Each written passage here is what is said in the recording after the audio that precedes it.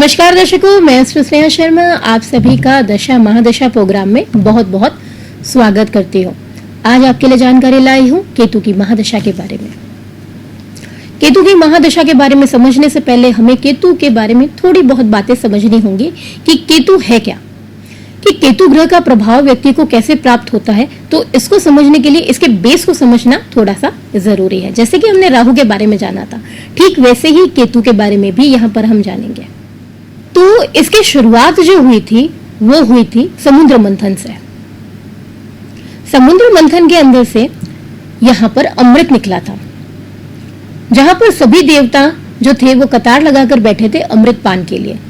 वहीं पर राक्षस भी मौजूद थे जिन्होंने सहायता की थी देवताओं की समुद्र मंथन में। उनके मन में भी इच्छा जागी कि अमृत पान किया जाए, जिसमें से एक राक्षस जो था उसके मन में इच्छा जागी कि मैं अमृत पान करूंगा। तो भेष बदल के देवताओं के साथ में जाकर बैठ गया और इसकी भनक लग गई कि ये जो है वो भेष बदल के देवताओं का वहां पर कतार में बैठा हुआ अमृत पान करने के लिए। लेकिन पता तब चला जब तक उसके मुख में वो अमृत जा चुका था, यानी कंठ तक आकर रुक गया। लेने के बाद गले तक आकर रुक जाने के कारण यहाँ पर विष्णु भगवान को जैसे ही पता चला तो तुरंत ही भगवान विष्णु ने क्या किया, सुदर्शन चक्र लगाकर उसकी गर्दन काट दी। अब काट तो दी, लेकिन क्या हुआ, अमृत जो था वो गले से नीचे तो उतर गया था ना, कंठ से नीचे। तो दोनों हिस्से ही क्या रहे, जागृत रहे, यानी हो गए अमर। गर्दन कटने के बाद में भी सर में भी जान रही और धड़ में भी, तो दोनों ही हो गए अमर। तो इसीलिए राहु कहलाया सर और केतु कहलाया धड़, और इन दोनों को ही यहां पर ग्रहों की उपाधि प्राप्त हुई। तो राहु के कंपेयर में अगर हम केतु को सोचें कि कैसा होगा, क्या राहु के जितने बुरे फल देगा, तो देखिए राहु के पास दिमाग था और केतु के पास दिमाग के बाद का हिस्सा, यानी गले से लेके पांव तक का हिस्सा, जिसके भीतर क्या आता है, दिमाग नहीं आता, दिल आता है। तो यूं समझे कि जिसके पास दिमाग नहीं है, बिना दिमाग का धड़, तो उसकी दशा कैसी निकलेगी। यानी इस दशा के अंतर्गत चालाकी देखने को नहीं मिलती है, क्योंकि दिमाग नहीं है, जहां तक अपने दिमाग का प्रयोग नहीं कर सकता। यहां पर हृदय है, तो व्यक्ति हृदय से सोचने वाला बनेगा। इसको ऐसे समझिए, जहां तक आपकी मन की ज्यादा सुनता है, ना कि मस्तिष्क की। मस्तिष्क की चतुराई नहीं है, मन की भावनाएं हैं। तो केतु क्या देता है, भावनाएं देता है। इसको हम इस तरीके से भी ले सकते हैं, दूसरे तरीके से समझने की कोशिश करें तो, कि जहां तक करता जा रहा है, केवल काम करता जा रहा है, लेकिन बदले में उसे कुछ हासिल ही नहीं हो रहा। तो वो है केतु, जिसमें व्यक्ति के एफर्ट्स बहुत ज्यादा लगते हैं और वहां से उसे रिवॉर्ड में कुछ नहीं मिलता, यानी सारी मेहनत बेकार हो जाती है। उसे केवल प्रयास ही प्रयास करने होते हैं, लेकिन उन प्रयासों का उसे अपने इस अवधि में कुछ भी नहीं मिलने वाला होता है। वो जो कुछ भी प्राप्त करता है केतु की महादशा के बाद, जब शुक्र की महादशा लगती है तब प्राप्त करता है, लेकिन ये पूरी की पूरी दशा वो ऐसे ही निकालता है। मान लो उसने अपने जीवन में अथक प्रयास किए, बहुत प्रयास किए, लेकिन उसे बाद में मिला कुछ भी नहीं, क्योंकि उचित परिणाम उसे प्राप्त नहीं होते हैं। हर प्रयास उस जातक के व्यर्थ ही यहाँ पर जाते हैं। भावुक बहुत ज्यादा हो जाता है, कितनी भी कोशिश कर ले यहाँ पर उसकी कोशिशें सफल नहीं होती है। केतु अगर अच्छी स्थिति में ना हो तो समस्याएं प्रदान करता है, अगर अच्छी स्थिति में है तो यहाँ पर आपको अच्छे ही फल प्रदान करेगा। अब बुरी स्थिति में क्या क्या फल देखिए प्रदान कर सकता है। हेल्थ रिलेटेड, यहाँ पर स्किन डिजीज, चमड़ी से संबंधित, त्वचा से संबंधित ऐसी परेशानियां जहां पर आपको सफेद निशान की परेशानी हो। स्किन में व्हाइट डिजीज, यानी आपकी स्किन का टेक्सचर व्हाइट और ब्राउन दोनों रूप में दिखाई देगा। जोड़ों में दर्द की समस्या, सबसे ज्यादा घुटनों से पीड़ित रहेंगे। नी रिप्लेसमेंट के जितने भी यहाँ पर ऑपरेशंस देखे जाते हैं, जोड़ों में दर्द की समस्या, घुटने, नी कंप्लीट, एंकल पॉइंट्स, ये सारे के सारी प्रॉब्लम्स यहाँ पर देखने को मिलती है। शरीर की नसों में कमजोरी, नर्व रिलेटेड वीकनेस जो होती है वो भी यहाँ देखने को मिलती है। कान खराब होना, अगर केतु पीड़ित है, पाप प्रभाव में है, तो सुनने की क्षमता व्यक्ति की कमजोर होगी। केतु कुंडली में भी खराब है तो इट मीन्स पक्का है कि व्यक्ति जब वृद्ध अवस्था में जाएगा उसके सुनने की क्षमता जो है वो कम रहेगी। बुरी आदतें लगना, यानी वो सारे वही काम करेगा जिससे उसकी आदतें बुरी हो जाए, उसकी संगत क्या हो, बुरी हो। संतान प्राप्ति में रुकावट आना, सही समय पे संतान ना होना, संतान का विलंब होना, रीढ़ की हड्डी में किसी न किसी तरह की कोई भी समस्या हो जाए, पथरी से संबंधित संतान, यहाँ पर परेशानी देखने को मिलती है। समस्याएं पथरी से रिलेटेड, चाहे वो किडनी में हो या फिर गॉल ब्लैडर में हो, लेकिन पथरी की समस्या भी यहाँ देखने को मिलती है। संतान को किसी तरह का कष्ट या संतान लंबे समय से बीमार चल रही हो, ये सब परेशानियां जो है वो केतु की महादशा पे देखने को मिलती है। बट डिपेंड करता है आपकी जन्म पत्रिका के ऊपर कि क्या समस्या वो होने वाली है।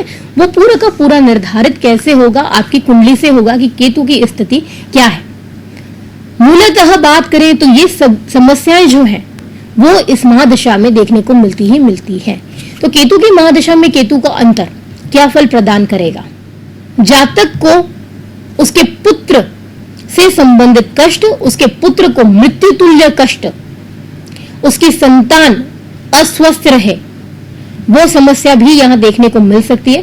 संतान से चिंतित भी यहाँ देखने को मिल सकता है। संतान द्वारा अपमानित भी यहाँ जातक हो सकता है। केतु की महादशा में शुक्र का अंतर, तो ये जो रहता है समय, इस समय में कन्या संतति जन्म लेती है, लेकिन अगर कन्या होगी तो वो जन्म से ही बीमार होगी, पैदा होते ही वह बीमार है। फर्स्ट डे यानी जन्म का पहला दिन जो है, उसी दिन से वो लगातार 1.25 महीने तक लगभग वो बीमार चलेगी। यहां पर हम बात करें तो ऐसे में व्यक्ति को कहीं पर भी निवेश करने से बचना चाहिए, क्योंकि आर्थिक नुकसान इसी अवधि में होता है। केतु की महादशा में सूर्य का अंतर आ जाए तो शत्रु जो है वो बहुत ज्यादा विरोधी बन जाते हैं। इस अवधि में अगर कुंडली के अंदर इंटर कास्ट मैरिज का योग बनता हो तो इसी अवधि के अंदर जातक जो है वो इंटर कास्ट मैरिज करता है, और वो भी अपने परिवार के खिलाफ जाकर, जिसमें उसके परिवार वालों की रजामंदी देखने को नहीं मिलती है। केतु की महादशा में चंद्रमा का अंतर हम बात करें तो ये धन की हानि देता है, सुख की प्राप्ति सिर्फ स्त्री द्वारा देगा। शादी न होने पर धोखा प्राप्त होता है, केवल अपनी पत्नी से लाभ मिलेगा ऐसे जातक को। लेकिन हाँ, अगर वो किसी रिलेशनशिप में है तो उस रिलेशनशिप में उसे धोखा प्राप्त होगा, चाहे वो स्त्री हो चाहे वो पुरुष हो। केतु की महादशा में मंगल के अंतर की बात करें यहां पर तो ये लोगों द्वारा झगड़ा, विवाद वाले मामलों को बढ़ा देता है। यानी आप किसी से भी मिल लें, उन सबसे आप लड़ाई झगड़ा ही करते हुए नजर आएंगे, क्यों स्वभाव में चिड़चिड़ापन बहुत ज्यादा देखने को मिलेगा। शारीरिक पीड़ा यानी हेल्थ रिलेटेड इश्यूज भी इसी टाइम पीरियड में होंगे। केतु की महादशा में राहु का अंतर, आपके अपने आप के विरोधी हो जाएंगे। परिवार वालों का सपोर्ट आपको बिल्कुल भी यहाँ पर नहीं आएगा, लेकिन गैरों का सपोर्ट यहाँ आपको पूरा मिलेगा। जो परिवार वाले हैं 1% भी यहाँ पर सहयोग आपको नहीं देंगे, आपके साथ हमेशा गैरों के जैसा बर्ताव करेंगे, जबकि गैर यहाँ पर आपके अपने बनते हुए नजर आएंगे। केतु की महादशा में गुरु का अंतर, यहाँ पे पुत्र द्वारा लाभ प्राप्त होता है। संतान अगर पुत्र है तो उससे यहाँ पर आपको लाभ मिलेगा। संतान को अच्छी पोस्ट मिलने के चांसेस या ट्रांसफर होने के चांसेस यहाँ पे मिलते हैं। राज्य से संबंधित संपर्कों में वृद्धि होती है।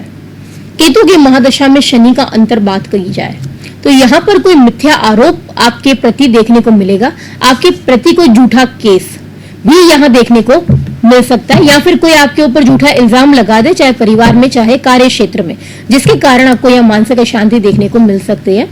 केतु की महादशा में बुध का अंतर, ज्यादा कष्ट नहीं रहता, यह अंतर कंपैरेटिवली पूरी दशा में बेटर माना जाता है, जहां पर आपको काफी हद तक मानसिक शांति देखने को मिलती है।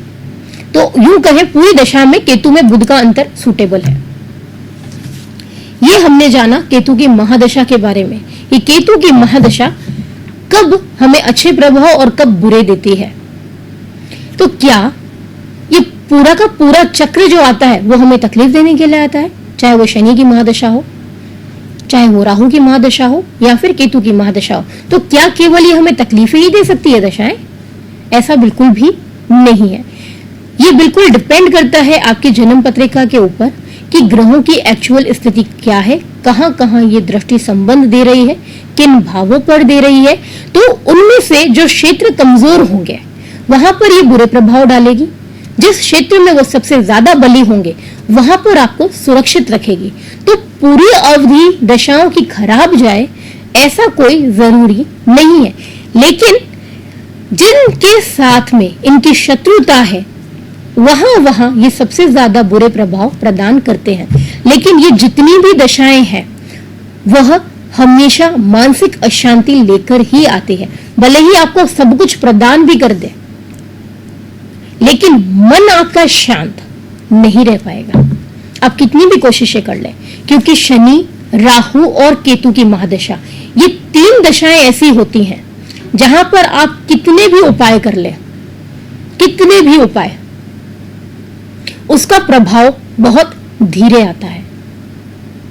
क्योंकि जैसे मैंने आपको पहले कहा था, सुख के दिन जीवन में कम और दुख के ज्यादा होते हैं।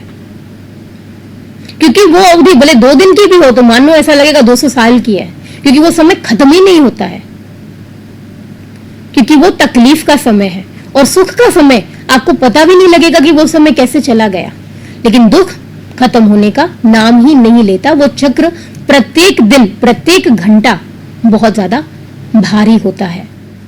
राहु की महादशा, जिसके बारे में हमने पहले जाना था, उसकी दशा के बारे में भी और केतु की महादशा के बारे में भी ये ऐसी परेशानियां देती हैं, दोनों ही महादशाएं, जहां पर अगर आप किसी पंडित को भी दिखाने जाएंगे तो वो भी एक पल सोच में पड़ जाएगा कि इस व्यक्ति के जीवन में ऐसी कौन सी समस्या आ गई है जिसके कारण ये इतना परेशान है।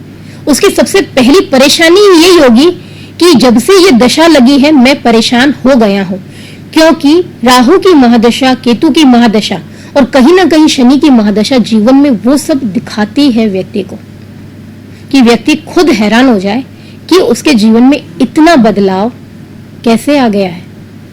तो इसीलिए यहाँ पर अच्छे से अच्छे ज्योतिषी भी सोच में पड़ जाते हैं पूरी कुंडली देखते समय कि इसके जीवन में ये कैसी दुविधा आ गई है, ये कैसी परेशानी आ गई है कि वो इतने जगह दिखाकर आया लेकिन उसको प्रभाव नहीं मिला। वो जातक भी यही बोलेगा, मैंने हर एक ज्योतिषी को दिखा दिया लेकिन प्रभाव आ ही नहीं रहा है, क्योंकि इसके लिए चाहिए बिल्कुल सटीक उपाय, पर्टिकुलरली उस ग्रह से संबंधित, उस ग्रह के कारण किन किन क्षेत्रों पे प्रभाव पड़ रहा है, किन किन भावों पे प्रभाव पड़ रहा है, उन सबसे संबंधित उपचार। केवल एक उपचार राहु से संबंधित यहाँ काम नहीं आने वाला, केतु से संबंधित काम नहीं आने वाला और शनि ग्रह से संबंधित काम नहीं आने वाला है।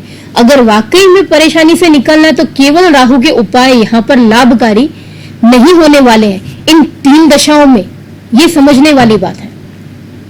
इसीलिए ये जो दशा है कहते हैं सर घुमाने वाली होती है।